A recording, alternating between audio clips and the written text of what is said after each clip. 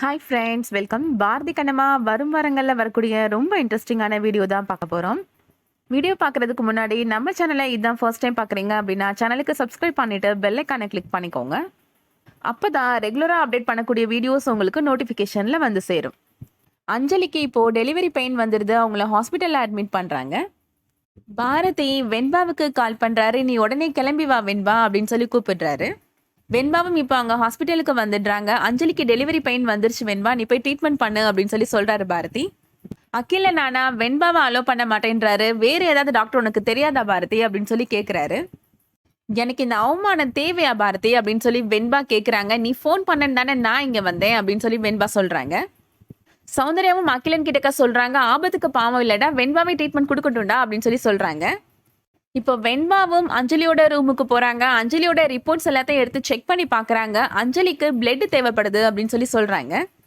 So nurse வந்து வெளில இருக்கவங்க கிட்டக்க சொல்கிறாங்க, அஞ்சலிக்கு அவசரமாக பிளட் தேவைப்படுது, யாராவது டொனேட் பண்ணுறீங்களா அப்படின்னு சொல்லி கேட்குறாங்க. அகிலன் உடனே சொல்கிறாரு, நான் டொனேட் பண்ணுறேன் அப்படின்னு சொல்லி சொல்கிறாரு. உங்களோட பிளட் குரூப் என்ன சார் அப்படின்னு சொல்லிட்டு அந்த நர்ஸ் கேட்குறாங்க. என்னோடது பி பாசிட்டிவ் அப்படின்னு அகிலன் சொல்கிறாரு. அஞ்சலியோட blood group O positive sir அப்படின்னு சொல்லி அவங்க சொல்கிறாங்க. கரெக்டாக இப்போ அங்கே கண்ணம்மா வந்துடுறாங்க. என்னோட பிளட் குரூப்பும் ஓ பாசிட்டிவ் தான், நான் அஞ்சலிக்கு பிளட் கொடுக்குறேன் அப்படின்னு சொல்லிட்டு கண்ணம்மா இப்போ அங்கே வராங்க. கண்ணம்மா இப்போ பிளட் கொடுக்கறதுக்காக அஞ்சலியோட ரூமுக்கு போகிறாங்க. வெண்பா இப்போ அஞ்சலிக்கு இன்ஜெக்ஷன் போடுறதுக்காக எடுத்துட்டு இருக்கிறாங்க. அதை பார்த்த உடனே கண்ணம்மாவுக்கு அவங்க டெலிவரி டைமில் வெண்பா அவங்களுக்கு போட்ட விஷ ஊசி தான் ஞாபகத்துக்கு வருது. அந்த டைமில் சாந்தி வெண்பாவுக்கு கால் பண்ணுறாங்க. அப்போ சாந்தி கிட்டக்க வெண்பா சொல்கிறாங்க, எல்லாம் நம்ம நினச்ச மாதிரியே நல்லபடியாகவே நடக்குது சாந்தி, பெரிய விருந்துக்கு ஏற்பாடு பண்ணு அப்படின்னு சொல்லி சொல்கிறாங்க. அதை கேட்ட உடனே கண்ணம்மாவுக்கு இன்னும் கொஞ்சம் டவுட் வருது. வேகமாக எழுந்து வராங்க. வெண்பா போட வேண்டிய ஊசியை வேகமாக தட்டி விடுறாங்க. அஞ்சலிக்கும் எனக்கு போட்ட மாதிரியே விஷ ஊசி போடலான்னு பார்க்குறியா வெண்பா, அதுக்கு நான் அனுமதிக்கவே மாட்டேன் அப்படின்னு சொல்லிட்டு கத்தி ஆர்ப்பாட்டம் பண்ணுறாங்க. வெண்பா கூட இருக்கிற இப்போ இந்த டாக்டருமே, நீ வெளியில போமா, எதுக்குமா இப்படி கத்தி ஆர்ப்பாட்டம் பண்ற அப்படின்னு சொல்லி சொல்றாங்க. இப்போ வெண்பா கண்ணம்மா அந்த டாக்டர் எல்லாருமே ரூம்ல இருந்து வெளியில வராங்க. அந்த டாக்டர் பாரதியை பார்த்து கேட்குறாங்க, யாரு டாக்டர் இவங்க, தேவையில்லாம வந்து கத்தி ஆர்ப்பாட்டம் பண்ணிட்டு இருக்கிறாங்க அப்படின்னு சொல்லி சொல்றாங்க. கண்ணம்மா இப்போ சொல்றாங்க, வெண்பா அஞ்சலிக்கு விஷ ஊசி போட பார்க்குறா, அதை நான் தடுத்து நிப்பாட்டினேன் அப்படின்னு சொல்லி சொல்றாங்க. அந்த டாக்டர் சொல்றாங்க, இந்த இன்ஜெக்ஷன்ல இருக்க மருந்தை இந்த ஹாஸ்பிட்டல்ல இருக்கிற ஃபார்மசியில தான் நாங்கள் வாங்கணும் அப்படின்னு சொல்லி சொல்றாங்க.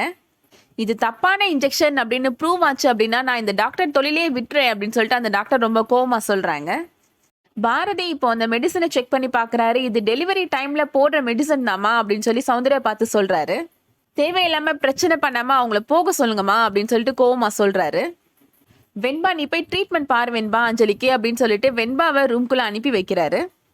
அதுக்கப்புறமா கண்ணம்மா கிட்டக்கா சௌந்தர்யா கேட்குறாங்க, என்னாச்சு கண்ணம்மா, எதுக்காக இப்படி ஆர்ப்பாட்டம் பண்ணிட்டு இருக்கிற அப்படின்னு சொல்லி கேட்குறாங்க. அப்போ கண்ணம்மா சௌந்தர்யா கிட்டக்கா சொல்ல வராங்க, என்னோட டெலிவரி டைமில் வெண்பா தான் எனக்கு விஷ ஊசி போட்டா அப்படின்னு சொல்ல வராங்க. அந்த டைமில் கரெக்டாக இப்போ அவங்க பாரதி வந்துடுறாரு. அதனால கண்ணம்மா சொல்ல வந்த உண்மையை சொல்லாமல் விட்டுடுறாங்க. கண்ணம்மா இப்போ ஒன்று மட்டும் சொல்கிறாங்க, அஞ்சலிக்கு மட்டும் ஏதாவது ஆச்சு அப்படின்னா அந்த வெண்பாவை நான் உயிரோடவே விட மாட்டேன் அப்படின்னு கோவமா சொல்கிறாங்க. இப்போ அங்கே ஒரு குழந்தையோட அழுக சத்தம் கேட்குது. அஞ்சலிக்கு அழகான ஆண் குழந்தை பிறந்திருக்கு. ஆப்ரேஷன் தேட்டர்லேருந்து வெண்பா வெளியில் வராங்க. அகிலன் கிட்டக்கா வந்து சொல்கிறாங்க, கங்க்ராச்சுலேஷன் அகில், உனக்கு அழகான ஆண் குழந்தை பிறந்திருக்கு, அஞ்சலியுமே ரொம்ப நல்லா இருக்கிறா அப்படின்னு சொல்லி சொல்கிறாங்க. ரொம்ப தேங்க்ஸ் வெண்பா அப்படின்னு சொல்லிட்டு அகில் ரொம்ப சந்தோஷப்படுறாரு. இப்போது ஃபேமிலி மெம்பர்ஸ் எல்லாருமே குழந்தைய பார்க்குறதுக்காக ரூம்குள்ளே போகிறாங்க. குழந்தைய பார்த்த உடனே எல்லாருமே ரொம்ப சந்தோஷப்படுறாங்க. லக்ஷ்மி அந்த ரூம் வாசலில் நின்றுட்டு இருக்கிறாங்க.